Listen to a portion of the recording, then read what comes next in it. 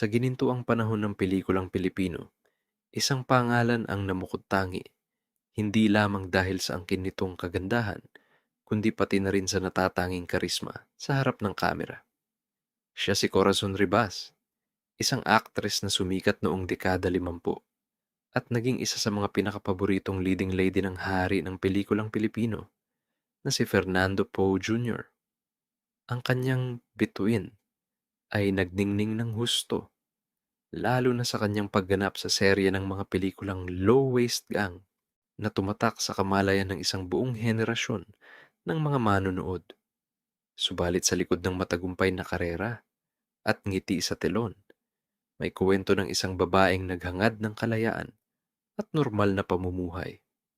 Sa rurok ng kanyang tagumpay, tinalikuran niya ang nakasisilaw na mundo ng show business upang bigyang daan ang pagbuo ng sariling pamilya at tahakin ng isang landas na malayo sa pag-aartista. Ito ang detalyadong salaysay ng kanyang buhay, mula sa pagiging isang batang bituin hanggang sa pagiging reyna ng takilya. At sa huli, ang kanyang paghahanap ng katahimikan at katuparan sa isang ordinaryong buhay. Mga unang hakbang sa entablado, ang pagsibol ng isang bituin. Ang pagpasok ni Corazon sa industriya ng pelikula ay tila isang itinakdang kapalaran na pinangunahan ng kanyang ina na may malaking pangarap para sa kanya. Sa murang edad, isinama siya ng kanyang ina na maituturing na isang typical na stage mother ng panahong iyon upang iharap sa iginagalang na aktor at direktor na si Fernando Poe Sr. Ang layunin, ipasok ang bata bilang isang child star. Taglay ni Corazon ang mga katangiang hinahanap ng industriya noong panahong iyon. Ang kanyang mestiza features na may natural na kulot na buhok ay nagbigay sa kanya ng itsurang tila isang manika, isang imahen na labis na kinagiliwan ng mga tagahanga ng pelikula. Bago pa man siya matuklasan, nahubog na ang kanyang interes sa pag-arte sa kanilang tahanan. Ayon mismo kay Corazon, mahilig siyang manood ng mga foreign films at pagkatapos ay ginagaya niya ang pag-arte ng mga paboritong artista sa harap ng salamin. Ang simpleng paggagad na ito ay naging isang maagang pagsasanay para sa karerang naghihintay sa kanya. Sa ilalim ng paggabay ni Fernando Poe Sr., isang haligi ng industriya, unti-unting nahasa ang kanyang talento. Isinama siya ng nakatatandang Poe sa ilan sa mga pelikula nito, kung saan personal siyang tinuruan kung paano bigyang buhay ang kanyang mga karakter.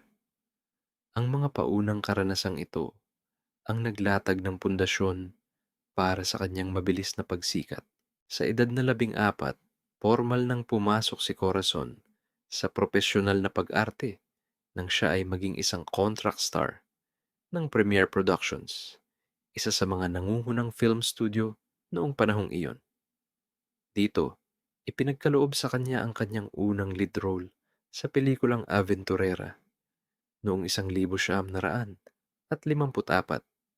Kasabay ng malaking oportunidad na ito, ang pagsilang ng kanyang screen name na Corazon Ribas, isang pangalang mabilis na makikilala at mamahalin ng publiko.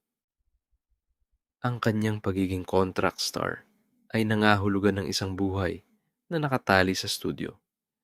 May mga itinakdang proyekto, ka-love team, at isang imaheng kailangang pangalagaan. Ito ang simula ng kanyang paglalakbay bilang isang ganap na bituin. Ang rurok ng tagumpay, Premiere Productions, at ang Low Waist Gang. Ang 5 taong pananatili ni Corazon Ribas sa Premiere Productions ay maituturing na ginintuang yugto ng kanyang karera. Sa loob ng panahong ito, sunod-sunod ang kanyang naging mga proyekto kung saan siya ang pangunahing bida. Ang kanyang pangalan ay naging kasing kahulugan ng malalaking pelikula at matatagumpay na tambalan. Ang pinakatumatak sa lahat ng kanyang mga nagawa ay ang serye ng pelikulang Low Waist Gang.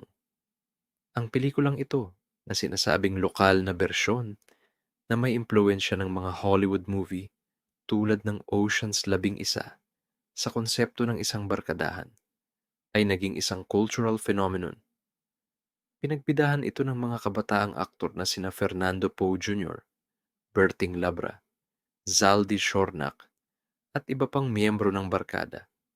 Si Corazon ang nagsilbing nag-iisang babaeng bida at sentro ng pag-ibig sa grupo. Ang Low Waist Gang ay naging isang blockbuster hit na sinubaybayan ng napakaraming tagahanga. Ang tagumpay nito ay nagbunga ng mga sequel at sa bawat installment, si Corazon Ribas ang nanatiling kaisa-isang leading lady. Ang kanyang natural na chemistry kay Fernando Poe Jr. ang naging isa sa mga pangunahing dahilan ng tagumpay ng prangkisa. Ang kanilang tambalan ay sumalamin sa idealismo at romansa ng kabataan noong dekada 50 na siyang nagpatibay sa kanilang estado bilang isa sa mga pinakasikat na love team sa kasaysayan ng pelikulang Pilipino. Dahil sa kanyang di matatawarang kasikatan, ipinareha rin si Corazon sa iba pang mga aktor na noon ay pinasisikat pa lamang ng film studio. Isa na rito ang dating Pangulo ng Pilipinas na si Joseph Estrada. Sa isang panayam, inalala ni Corazon si Estrada bilang isang taong nakakatakot paglasing. Ngunit sa kabila nito, sila ay naging magkaibigan. Ang ganitong mga alaala ay nagbibigay ng sulyap sa personal na dinamika sa likod ng kamera kung saan ang mga bituin ay mga karaniwang taong may kanya-kanyang katangian. Nang tanungin sa isang panayam kung sino ang kanyang naging paboritong leading man, walang pag-aalinlangang sinabi ni Corazon na ito ay si Fernando Poe Jr. na tinawag niyang hari ng pelikula. Ayon sa kanya, ang kanilang malapit na ugnayan ay nabuo dahil sa dami ng pelikulang kanilang pinagsamahan at sa katotohanang halos sabay silang lumaki at sumikat sa showbiz. Ang kanilang pagsasama sa trabaho ay nagbunga ng isang malalim na pagkakaibigan. Madalas silang pag-usapan na mayroon di umanong relasyon sa tunay na buhay, isang tsismis na karaniwan sa mga sikat na love team. Subalit nilinaw ni Corazon na ito ay hindi nangyari at bahagi lamang ng mga estratehiyang pang-promosyon ng kanilang mga pelikula. Ang filmography ni Corazon Ribas ay nagpapakita ng kanyang kasipagan at versatility bilang aktres. Ilan sa mga pelikulang kanyang pinagbidahan ay ang Unang Halik, 1955, Lalo Kitang Mahal, 1956, Bakasyon Grande, Sweethearts, Wala Nang Luha, at Student Canteen, lahat noong 1957. Sinundan pa ito ng Lutong Macau, Patas ng Puso, at Apat na Pulubi, 1958, at Top Guy at Big Time Berto, 1959, bukod sa marami pang iba. Ang bawat pelikula ay nagpatibay sa kanyang posisyon bilang isa sa mga reyna ng takilya noong kanyang kapanahunan. Personal na buhay, paghahanap ng kalayaan sa likod ng kamera, sa kabila ng kinang at katanyagan, may isang bahagi ng buhay ni Corazon na hindi nakikita ng publiko, isang pagnanais para sa kalayaan at sariling pagpapasya. Sa edad na 19, sa kasagsagan ng kanyang karera, gumawa siya ng isang desisyong ikinagulat ng marami. Nagpakasal siya sa kanyang unang asawa, isang American serviceman na nakadestino sa Clark Air Base. Inamin mismo ng dating aktres na ang kanyang maagang pagpapakasal ay isang akto ng pagre-rebelde. Sa kanyang pananaw noon, ang buhay niya ay paulit-ulit at kontrolado. Pakiramdam niya ay wala siyang kalayaan. Kumikita siya ng malaki para sa panahong iyon. Umaabot sa 5,000 piso bawat pelikula, ngunit hindi niya ito lubusang napakinabangan. Ang kanyang ina ang kumukolekta ng kanyang kinikita at binibigyan lamang siya ng allowance. Ang kanyang buhay bilang artista ay umiikot sa pagpapasaya at pagpapahanga sa ibang tao. At nadama niyang nawawalan siya ng pagkakataong gawin ang kanyang mga personal na ninanais. Ang pag-aasawa ay naging paraan niya upang makawala sa sistemang ito at magkaroon ng sariling buhay. Matapos ang kanilang kasal, Si Corazon at ang kanyang asawa ay lumipad patungong Estados Unidos upang doon manirahan. Doon niya isinilang ang kanyang panganay na anak. Gayunpaman, ang buhay may asawa ay hindi naging madali. Nagsimulang magkaroon ng hindi pagkakaunawa ng mag-asawa. Habang ipinagbubuntis niya ang kanyang ikalawang anak, nagdesisyon siyang makipaghiwalay at bumalik sa Pilipinas, kasama ang kanyang mga anak. Sa kanyang pagbabalik, sinubukan niyang muling pasukin ang pag-aartista. Subalit bilang isang ina na may dalawang maliliit na anak, naging mahirap para sa kanya na pagsabayin ang mga responsibilidad sa pamilya at ang hinihingi ng isang abalang karera sa pelikula. Dahil dito, huminto rin siya kalaunan. Hindi nagtagal. Muling natagpuan ni Corazon ang pag-ibig sa katauhan ni Paquito Toledo, isang kilalang leader ng banda, aktor, at direktor. Sila ay nagpakasal at biniyayaan ng isang anak na lalaki. Ang kanilang pagsasama ang nagbukas ng panibagong kabanata sa kanyang buhay, isang kabanatang magdadala sa kanya ng tuluyan palayo sa Pilipinas. Isang bagong kabanata sa Amerika, ang buhay na malayo sa limelight. Noong 1976, nagpasya ang mag-asawang Corazon at Paquito na mag-migrate sa Amerika upang doon na manirahan kasama ang kanilang pamilya. Ang desisyong ito ang tuluyang nagsara sa pinto ng kanyang karera sa show business. Sa Amerika, hinarap niya ang isang buhay na ibang-iba sa kanyang nakasanayan. Katulad ng maraming Pilipinong imigrante, kinailangan ni Corazon na magtrabaho upang itaguyod ang kanyang pamilya. Ang dating sikat na aktres na hinahangaan sa Pilipinas ay naging isang karaniwang empleyado. Nakapasok siya sa isang bangko kung saan ang kanyang trabaho ay may kinalaman sa pag-aasikaso ng mga loan at new accounts. Dahil sa kanyang dedikasyon at kakayahan, hindi nagtagal ay na-promote siya bilang supervisor. Dito, unti-unti niyang binuo ang isang bagong buhay, isang buhay na normal at payak. Gayunpaman, may mga pagkakataong hindi niya maiwasang makaramdam ng panghihinayang at pananabik sa kanyang buhay artista sa Pilipinas.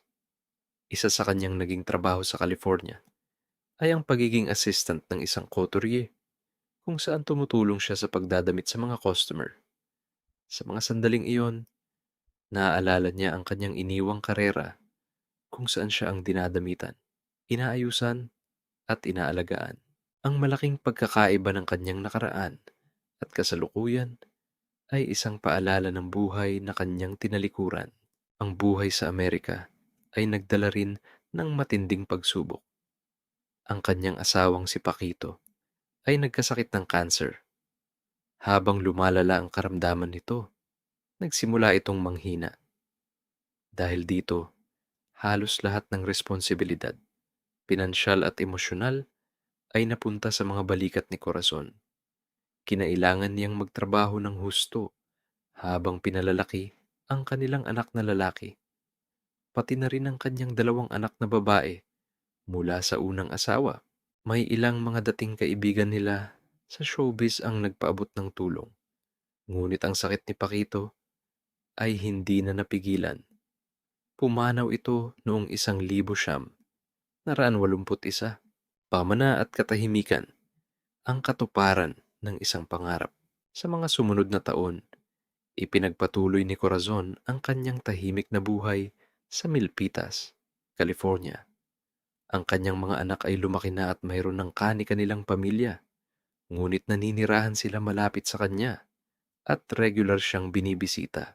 Para sa isang babaeng dating nasa tuktok ng kasikatan, ang pagkakaroon ng isang simpleng buhay, isang regular na trabaho mula 8:00 ng umaga hanggang 5:00 ng hapon, malayo sa intriga at sa mata ng publiko, ay isang dream come true.